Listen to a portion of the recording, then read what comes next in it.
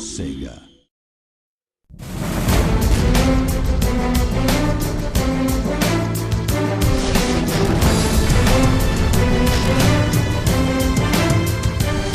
My name is Miles Holmes, and I'm the lead designer with the handheld group at BioWare in the Edmonton studio. As the lead designer, it's my job to work under the project director to come up with the vision and the scope of what any game project that we're going to work on is.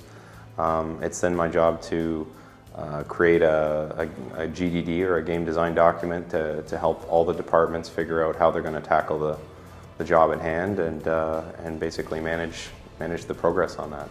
It's a super cool job, no question. I would have chosen maybe a jet pilot over game designer, but since I couldn't do that, I'll take game designer.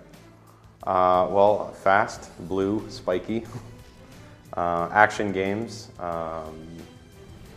Sonic's been around for a long time, so you think duration, you think of like a fixture, an icon.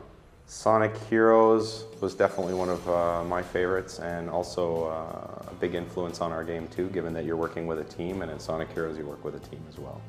We had Azuka-san come out to the Edmonton studio early in the development of the game, so we got the concept, we discussed the concept with him and got his feedback at the time, and after that it was actually pretty hands-off. We got occasional feedback from them occasionally. But by and large, they let us run with it, and they let us work and come up with our own idea and how to do things. And you know, we would check in with them about that and let them know what was going on. But they let us do our job, which was awesome. It was easy to work with them at the end of the day. It's not the first time that we've tackled working with another person's or another company's or another IP. So you know, when we did Star Wars or now Sonic, it was something that we had to really get into that IP and really understand what made it work and what made it popular and try to emulate those things as best we could. I mean, even though Sonic is traditionally known for being speedy and being an arcade action game, it was something that we really had to understand how we could convert those elements into an RPG to make it feel like a Sonic experience. Did a lot of research on the story as well, because we really wanted to have a story that plugged into previous Sonic games. One thing that was surprised to learn was just how much material is out there, how many Sonic stories and characters and backgrounds there are. I mean, there's the comics, the TV shows. There's been, you know, so many games that have come out, and there are actually a lot of interesting stories in there to comb through and come up with our own unique story that sort of ties back to some of that.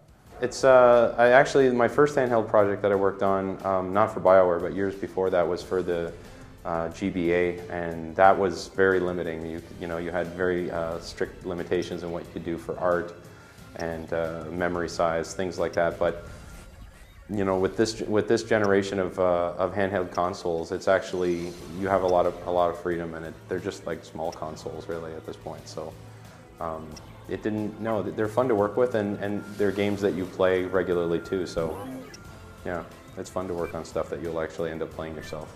I have both. I wouldn't trade in either. You couldn't make me. I have for the PSP, my favorite game is Wipeout Pure, and for the DS, the Advance Wars is currently what I've been playing, other than Sonic Chronicles, of course. I like combat. I like the team power attacks, like combining characters to do really acrobatic and fun to watch power attacks. It was something that I sort of I would see from other, like, I kind of consider the Sonic team to be like superheroes, and I would think of comic books I would read where, like the X-Men, where superheroes would combine their moves together for an effect, like the X-Men would, Wolverine would get chucked by Colossus, and you know, seeing a team work together like that. And I really enjoy watching Sonic and Tails and Knuckles, you know, acrobatically doing their moves together.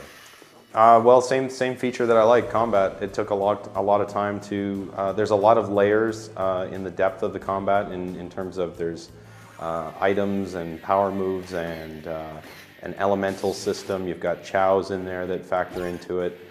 You've got the running mini game is all part of combat. That took a long time to balance and make work properly.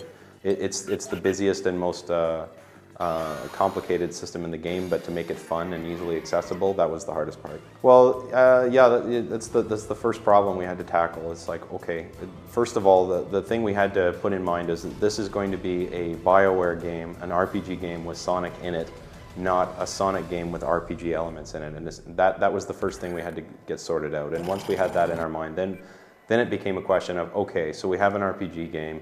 What elements can we bring into this game that make it feel more like Sonic? So having him run around the world doing dash loops, having the characters flying, you know, the movement abilities was a system that immediately lent itself. Having combat remain very fast and action-oriented by having the real-time inputs like Elite Beat agents. That was a feature that kept players, you know, very busy, very engaged. So even though they're not moving, you know, scrolling through the world at lightning fast speeds, they're still moving through the world quickly. They're bouncing off of bounce pads, dash loops, and when they get into a fight, they're very busy. You know, they're constantly engaged. Your party is up to 4 characters, and there are 11 playable characters throughout the game. Some of them you won't find unless you go looking for them too. You only get some of them on the critical path, but others you got to go find. We've already shown Shade. She's a new character that is introduced in the game. We came up with that and got approval from the team about that. They seem to actually really like her, so it would be my wish that, or my hope that she appears elsewhere after this. I developed the story before I got a writer on the team and passed it through our own internal writer's approval process, and then checked it off with Sega. And then eventually I got a writer on the team, and they took over and finished fleshing it out for me. I'm going to tell you the secret of the game, because there is a big secret in this game, and this the big reveal, and that is that the Dark Brotherhood are actually, and they are who's left